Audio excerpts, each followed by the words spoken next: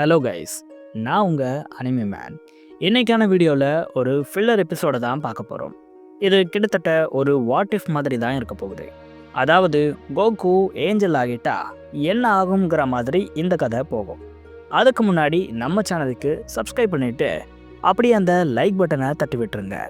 இப்போது கதைக்குள்ளே போகலாம். அதுக்கு முன்னாடி 1200 worth உள்ள இந்த டிஷர்ட் இப்போ உங்களுக்கு ரொம்ப கம்மி ப்ரைஸான 497க்கே கிடைச்சிட்டு இருக்கு. இந்த டிஷர்ட்டோட குவாலிட்டி டிசைன்லாம் டாப் நாச்சாக இருக்கும். இது ஆஃபர் ப்ரைஸ் தான், எப்போ வேணால் மாற வாய்ப்பு இருக்கு. அதனால் டிஸ்கிரிப்ஷனில் இருக்கிற லிங்கை கிளிக் பண்ணி உடனே வாங்கிக்கோங்க. இல்லை, இதுக்கு வாய்ப்பே இல்லை.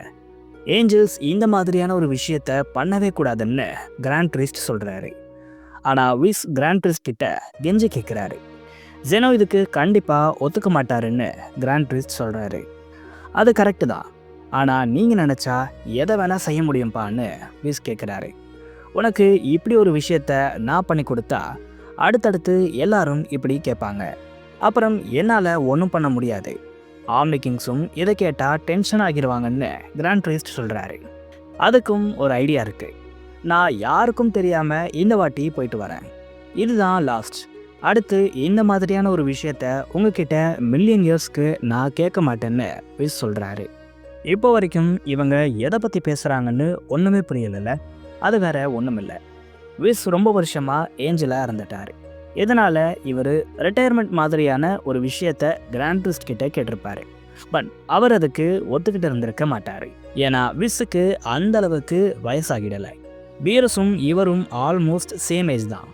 பீரஸே இன்னும் ஆக்டிவாக இருக்கும்பொழுது உனக்கு ரிட்டையர்மெண்ட் கொடுக்க வேண்டிய அவசியம் இல்லைன்னு கிராண்ட் ப்ரீஸ்ட் சொல்கிறாரு. அதனால் விஸ் அவரோட அடுத்த ஐடியாவை இம்ப்ளான் பண்ணுறாரு. ஆமாம், ஒரு யூனிவர்சல் டூர் போகணும், அதுக்காச்சு நீங்கள் என்ன அலோவ் பண்ணணும்னு கேட்குறாரு. இந்த டூர் ஒரு ஷார்ட் அமௌண்ட் ஆஃப் டைமில் முடிஞ்சிடும். கிட்டத்தட்ட 50 வருஷம் தான்னு விஸ் சொல்கிறாரு. இதுக்கும் கிராண்ட் ப்ரீஸ்ட் ஒத்துக்கலை. ஏன்னா ஒரு ஏஞ்சல் ஆல்மோஸ்ட் 50 இயர்ஸ்க்கு ஆப்சண்ட் ஆகிறது பேலன்ஸை பாதிக்கும். அப்புறம் பீரஸ் மேலே ஆல்ரெடி நிறைய கம்ப்ளைண்ட்ஸ் வருது.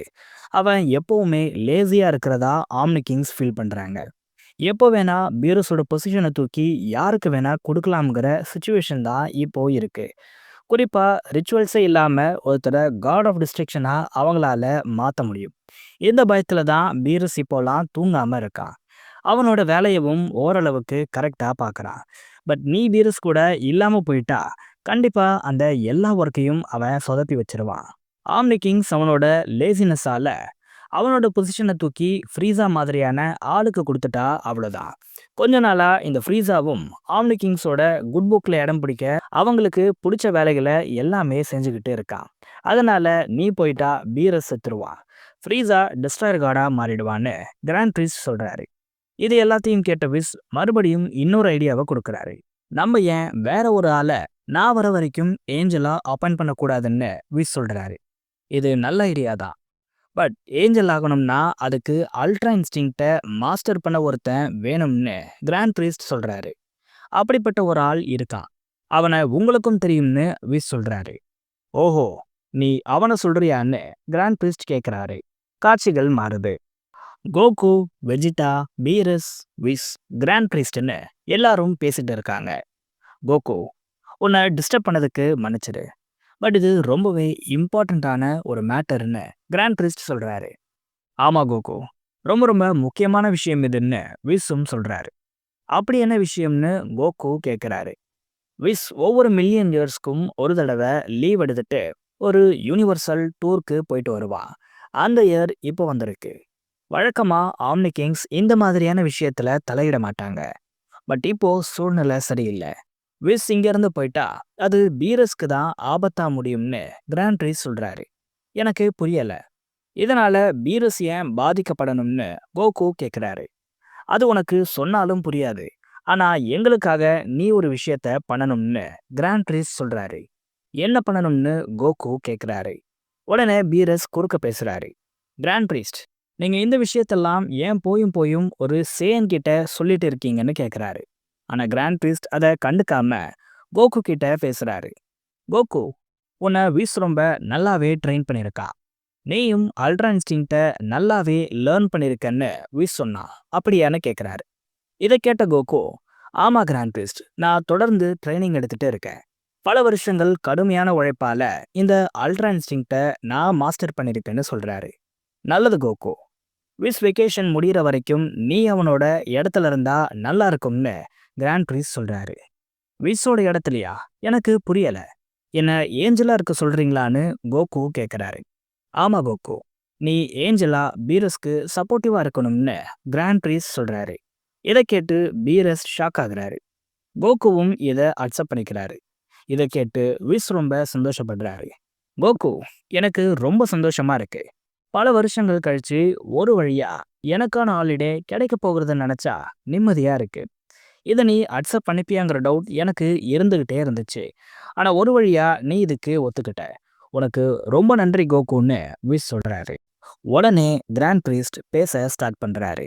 விஸ், நீ கோகுவை சூஸ் பண்ணது ஒரு பெஸ்ட் ஆப்ஷன்னு தான் நான் சொல்லுவேன். ஒருவேளை நீ வேற யாரனா சூஸ் பண்ணியிருந்தா அதுக்கு ஆம்னி கிங்ஸ் ஒத்துக்கிட்டு இருந்திருப்பாங்களான்னு தெரியாது. ஆனா அவங்களோட ஃபேவரட் ஹியூமனான கோகு ஏஞ்சலா மாறுற ஒரு விஷயத்த அவங்க கண்டிப்பா அக்செப்ட் பண்ணிப்பாங்கன்னு கிராண்ட் பிரீஸ் சொல்றாரு. இது எல்லாத்தையும் பீரஸ் செம கோவத்தோட பார்த்துட்டு இருக்காரு. இதை கிராண்ட் பிரீஸ்டும் நோட் பண்ணிடுறாரு. பீரஸ், இதுல உனக்கு எதுவும் பிரச்சனை இருக்கான்னு கேட்கிறாரு. பீரஸ்க்கு எந்த ஒரு டிசிஷன் சுத்தமா பிடிக்கல. ஏன்னா அவரை விட லோ லெவல் சேயன் அவருக்கு சுப்பீரியரா மாறுறத அவரு விரும்பல. விஸுக்கு பதிலா இனிமே கோகு கூட தான் ட்ரைனிங் எடுக்கணுங்கிற விஷயத்த நினைச்சாலே பீரஸ்க்கு இன்னும் அதிகமா கோவம் வருது. விஸோட பவர்ஸை வாங்கிட்ட அப்புறம் கோகு சம ஓவர் பவர்டா மாறிடுவான். இதுவும் அவருக்கு சுத்தமா பிடிக்கல. எக்காரணத்தை கொண்டும் கோகு இந்த பவர்ஸை அடையவே கூடாதுன்னு பீரஸ் நினைக்கிறாரு. ஆனா கிராண்ட் பிரிஸ்ட் கிட்ட பீரஸால எந்த ஒரு மறுப்பும் சொல்ல முடியல. அமைதியா இதுக்கு ஒத்துக்கிறாரு. இன்னொரு பக்கம் வெஜிடாவும் சம கோவத்துல இருக்காரு.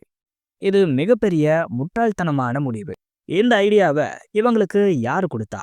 ஒரு சாதாரண மோட்டல் எப்படி இவ்வளோ பவர்ஸை அடைய முடியும்? அந்த கேக்கராட் இதுக்கு டிசர்விங்கே இல்லை. அதுவும் இல்லாம இந்த பவர்ஸ் எல்லாம் கோகுக்கு கிடைச்சு அவன் இப்போ இருக்கிறத விட இன்னும் பவர்ஃபுல்லா மாறிட்டா என்ன பண்றது? அப்புறம் என்னால அவனை பீட் பண்ணவே முடியாது. இதெல்லாம் நினைச்சு பார்த்தாலே என்னோட வயிறெல்லாம் எரியுதுன்னு வெஜிடா சொல்றாரு. இது எல்லாத்தையும் கிராண்ட் பிரீஸ்ட் கேட்டுட்டு கோகுவை அவரோட அல்ட்ரா இன்ஸ்டிங்க்ட ஆக்டிவேட் பண்ண சொல்றாரு. கோகுவும் அவரோட அல்ட்ரா இன்ஸ்டிங்க்ட ஆக்டிவேட் பண்றாரு. என்னோட பவர்ஸை நான் ஆக்டிவேட் பண்ணிட்டேன். இதுக்கப்புறம் என்ன ஆகும்னு கோகு கேட்குறாரு. இதுக்கப்புறம் நீ என்னோட எல்லா பவர்ஸ் அண்ட் பேட்டில் எக்ஸ்பீரியன்ஸையும் ஹெனரி பண்ண போற. செம ஓவர் பவர்டா மாற போறேன்னு சொல்லிட்டு விஸ் அவரோட பவரை கோகுக்கு டிரான்ஸ்ஃபர் பண்றாரு. இதை பார்த்து கோகுவே ஷாக் ஆகுறாரு. கோகுவோட ஸ்கின் கொஞ்சம் கொஞ்சமா ப்ளூ கலர்ல சேஞ்ச் ஆகுது. இந்த மொத்த பவர்ஸும் கோகுக்கு டிரான்ஸ்ஃபர் ஆகிட்ட அப்புறம் கோகு செம கான்ஃபிடென்ட்டா ஃபீல் பண்றாரு. எந்த அளவுக்குன்னா இப்போ கோகுவால என்ன வேணா பண்ண முடியுங்கிற எண்ணம் அவருக்கு வருது. இந்த ரிச்சுவல்ஸ் முடிஞ்ச அப்புறம் கிராண்ட் பிரீஸ்டும் விஸ்ஸும் அங்கிருந்து கிளம்புறதா சொல்றாங்க. கோகுவை பார்த்த விஸ் அவர்கிட்ட ஏதோ ஒன்று குறையிறதா நினைக்கிறாரு. ஆமா, ஒரு ஸ்டாஃப் இருந்தாதான் இந்த ஃபார்ம் பர்ஃபெக்டா இருக்கும்னு நினைச்சு கோகுக்கு விஸ் அவரோட ஸ்டாஃபை கொடுக்கறாரு. இப்போதான் கோகு ஒரு பர்ஃபெக்ட் ஏஞ்சல் மாதிரி இருக்கிறதா விஸ் சொல்றாரு.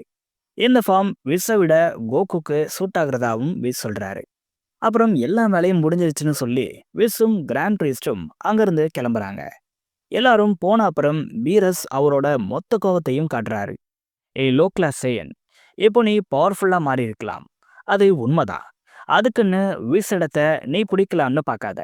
முக்கியமா எனக்கு டீச்சர் ஆகிடலாம்னு பார்க்காத.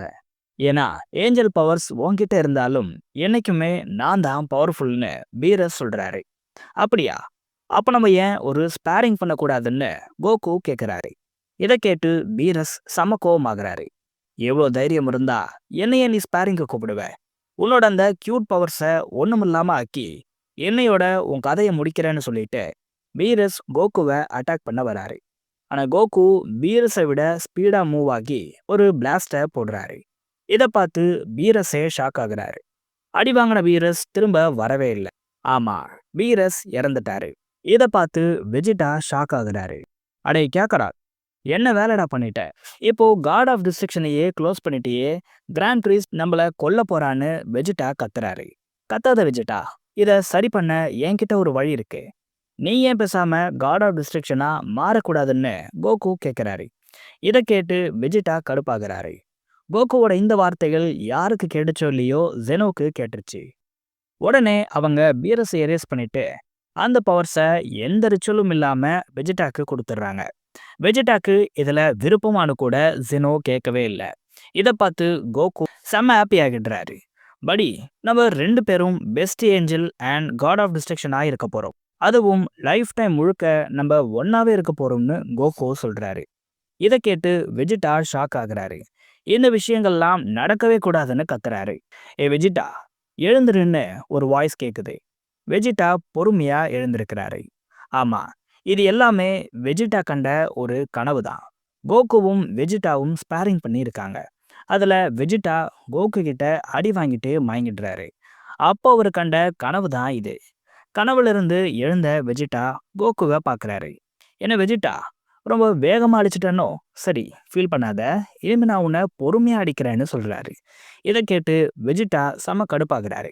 அவரோட அல்ட்ரா ஈகோ ஃபார்மை ஆக்டிவேட் பண்ணுறாரு. கோகுவும் அவரோட அல்ட்ரா இன்ஸ்டிங் ஃபார்மை ஆக்டிவேட் பண்ணுறாரு.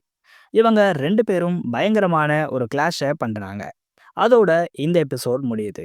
இந்த வீடியோக்கு மறக்காம உங்கள் சப்போர்ட்டை கொடுங்க. நான் உங்களை வேற வீடியோவில் சந்திக்கிறேன்.